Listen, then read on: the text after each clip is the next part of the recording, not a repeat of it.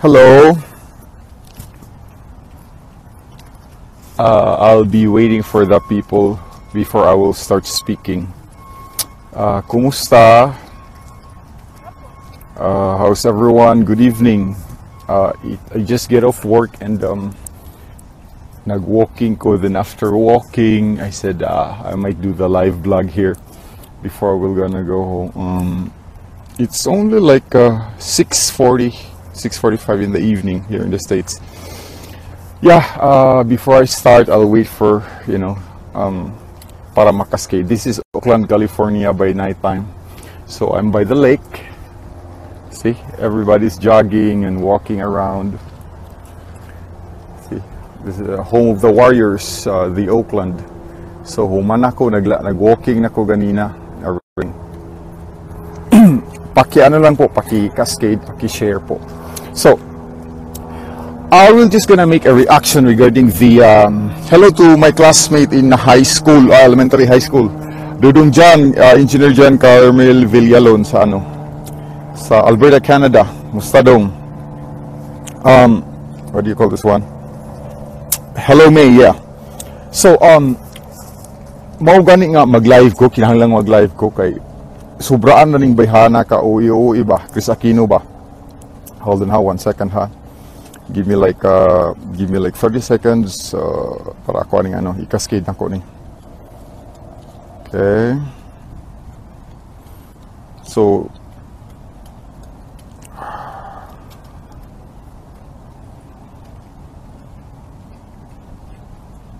okay, yeah, good evening again. This is welcome to Real Talk. This is Kellogg's Dayak. Yes, si Kris Aquino. There's a lot of write-ups. Actually, she posted it at her Instagram, and I reviewed her posting, and I listened to the wordings of his dad. You know what, Miss Kris Aquino? I have to tell you, it is not our utang sa ama mo, our freedom. Sabi niya, utang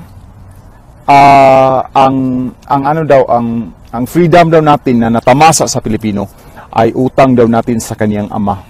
Kasi binigay daw ang buhay ng kaniyang ama sa atin. Dahil daw sa kaniyang ama, meron tayong freedom of speech, freedom of expression, freedom of assembly, and everything.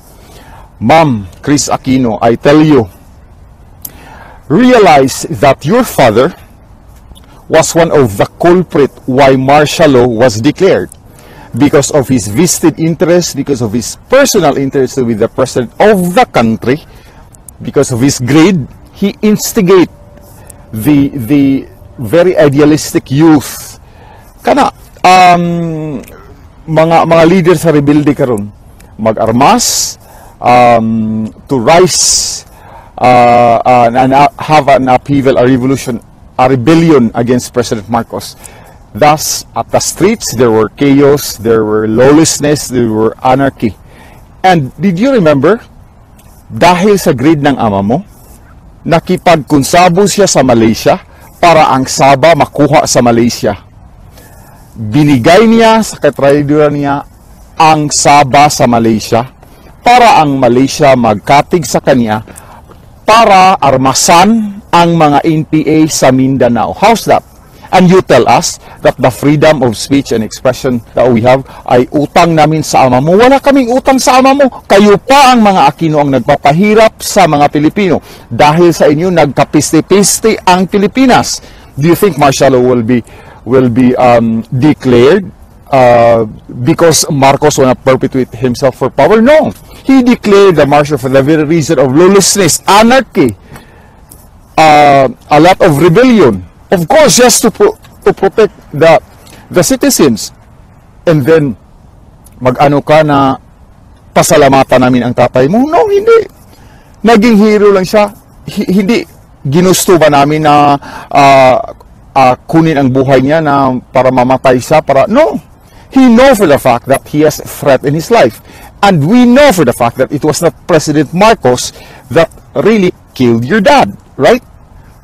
It is a highest level of stupidity being the critic of the president, the most vicious critic of the president, patayin niya, kung ako si Marcos, patayin niya si tatay mo, all fingers will point to the president na siya ang nagpapatay. But hello, ang nanay mo naging presidente, ang kuya mo naging presidente. Why did you guys didn't pursue justice to your dad? Ha? Kasi alam niyo na ang pumatay daw allegedly ay relative mo lang, right? Tell me about it. Huwag tayong magplastikan dito. At wag mong sabihin na ang freedom of speech, freedom of expression, utang namin sa tatay mo. No, that is an inherent power of the citizens of the republic. Natural, inherent yan. That is our right. Even before your dad became a hero, that is an inherent right of the citizen. Nawala lang yun dahil sa kabulastugan ng tatay mo because of his greed. Kasi gustong magpresidente, gustong malulisnis para pabagsakin si Marcos. Yun. Isa siya na nag-create ng NPA along with Joma Season and along. History, we were not born yesterday. And you are insinuating that all our freedom comes from your dad because of his life? Who told him to go home? He was the one insisting to go home. And Marcos just gave him goodwill to accept, to allow himself to be home. Do you think the president will gonna do that? It is a stupidity kasi all fingers, katulad yan ni Trillanes, kung anong mangyari sa kanya, si Duterte ang wala kayong iniisip na, wala. Ayaw namin himagbugo, kaya kabalo mo research, makalagot ba? Makainsulto ba? Binuang bastusay ng style muna. And then to tell us, like me, Mr. Ronti, hi, to tell us that utang ninyo sa tatay ko ang freedom of speech. Anong tatay mo, God? Ha?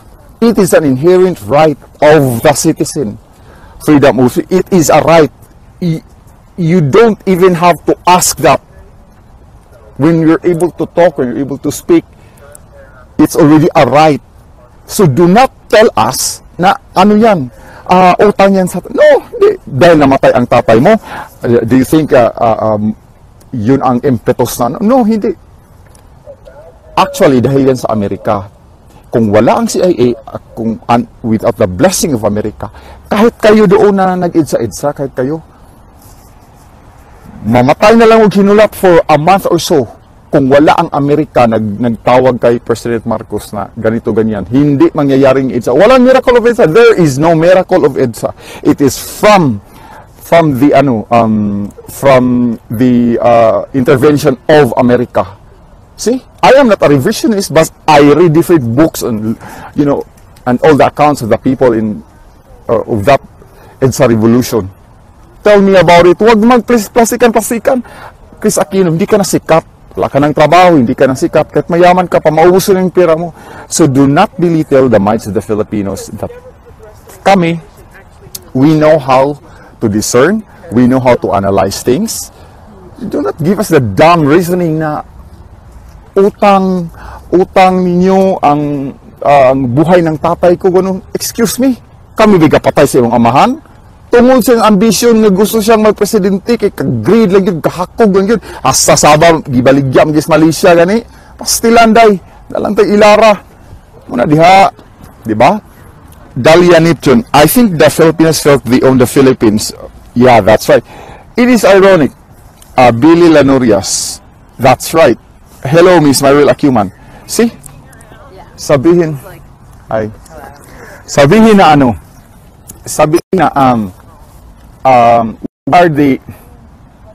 we are the utang namin. Sa gibilin sa mga mahana mo, kay mo eskwela na mo, kay utang na mo ang tanan nga privileges nga. No, inherent right yan sa citizen of the republic. Without even your dad, without even the whole family of the Aquinos, that is our inherent right. Kaya mali na sabihin mo, Kris Aquino, na utang sa mga Pilipino ang freedom of speech yung ngayon, ang assembly, ang expression. Utang yan sa kabayaran sa buhay daw ng tatay niya. Bakit kami ba ang pumatay sa tatay mo? Ha? Kami ba ang nagpaano sa kanya? No. Your father was one of the impetus of the martial law because he led the rebellion. He created the NPA with his greed to become the president of the country, to snatch power from Marcos. That's why martial law there was lawlessness, there's anarchy on the streets, riots and everything, because of the motivation of your dad. Oh, who bombed the Plaza Miranda rally? He was senatoriable then, but he was absent at the rally. See? And they pointed everything to President Marcos, when in fact it was the Reds. And who created the Reds? CPP-NPA. It was your dad, along with Yuma Sison. Huwag mo nga kaming anuhin dyan na utang sa ano. Kayo pa ang nagbigay ng kahirapan sa Pilipinas. Kasi dahil sa inyo na-declare yung martial law at dahil hanggang ngayon, nandyan ang NPA. Tingnan mo anong pangyayari, hindi magpisok-pisok. Dahil sa inyo yan. Kung hindi nyo yan ginawa. See? Huwag mo nga kang bastos-bastos yung Kris Aquino. Anong akala mo sa mga bobo? Gone were the days that people don't research, don't validate things. We're just gonna receive whatever you fed us, hook, line, and sinker. No. Wag mong isipin na mga mangmang ang Pilipino. Hindi. We have platforms right now to check issues, to see the different side of the coin. Wag ganun. Sabihin na utang. Anong utang gusto sa amahan? Yung amahan gusto magpresidente. Kung ka-grade lang, tingnan mo ang Sabah, ano nangyari yun? Malaysia leased Sabah from the Philippines. Oh, kung sa kanila yan, bakit magbayad pa sila every year? Oh, dahil din binigayan sa iamahan mo doon sa Malaysia, kay para ang Malaysia mahatag og armas sa mga NPA. Maunay klarong istorya. Ilawon pa ang tao, ma-high blood ta, makabisaya ang tagtudo-tudo. Pastilan. Right? And then, hello to Dr. Lendy May Mate Tumul. Melds Operanis from New Zealand, DDS. Si Ate Gloria from Pittsburgh, California. Yeah. Kaya nga, utang sa Facebook. Maulagi, utang Pilipino. Hilasang manultigol. Unsa gyud utang gud kami gasugos ang amahan nga uling Pilipinas, sir, kay posilon ka namo kay ma-free me. No. That is your line of story. Siyempre, to make it good, to para ipalabas na ayaw na. Di ni 1986 nga walay Facebook, walay online, walay other side of the story. Nga wherein what we read at the book, at elementary, high school, what they preach was the gospel. No, I am not a revisionist, but we know how to critically analyze things. Right? Miss Dorothy Ariasga, usan ka banggitan nga magtutudlo sa New Orleans, Louisiana. Right? So, Lorelei Tan, yes, from Long Beach, California. Mga tabugok. Yeah. Mary Moron, Mary Edelson Abarca Matas. Yeah. So, biruin mo, parang ano ba? Mura bitaw. We have to thank the Aquinos. We have to praise them. Because of them, we have all the freedom we enjoy. We have the privilege of assembly, of expression, of opinion. What the heck, Kris Aquino? Wag kang ganyan. Wag mong isipin na para ba mura bitaw isagpa sa atong naong that hey, you are what you are right now because of us, because Mom, wake up in reality. Freedom of speech, expression is an inherent right of the citizen. Even without your dad died on the tarmac. Inherent yan. Huwag mong sabihin na Bakit ba? During the martial law, sino ang mga nakulong? Sino ang mga tinorture? Yung mga taong ayaw magdisiplina. If you follow the rule of law, nothing will happen to you, right? If they said it's curfew around that time, then you have to follow the rule of law. Nothing will happen to you. Ang mga tao na ayaw magpadisiplina, kay gusto ng freedom.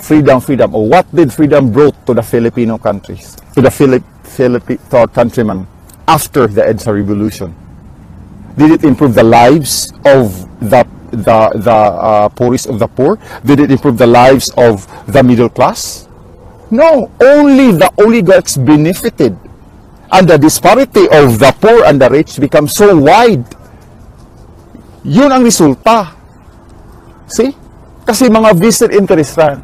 At hindi na kumaano that Noynoy Aquino has the heart of being vindictive. He actually inherited that from his mom. Kasi sabi ni Cory Aquino, huwag gamitin ang Bataan nuclear power plant. Hindi sana mahal ang kuryente sa Pilipinas. The Philippine government under the reign of President Marcos spent millions of dollars to have the Bataan nuclear power plant to solve the energy crisis in the country. But because of vindictiveness, Cory prevented the utilization of the Bataan nuclear power plant. Kasi, I will quote, according to mga write-ups sa mga libro, that we don't want to use that. Maalala ng sambayanang Pilipino si Marcos, magdusa ang sambayanang Pilipino. Oh, tama ba yan na leader na ang kapakanan sa sarili ang hinahanap? Ha?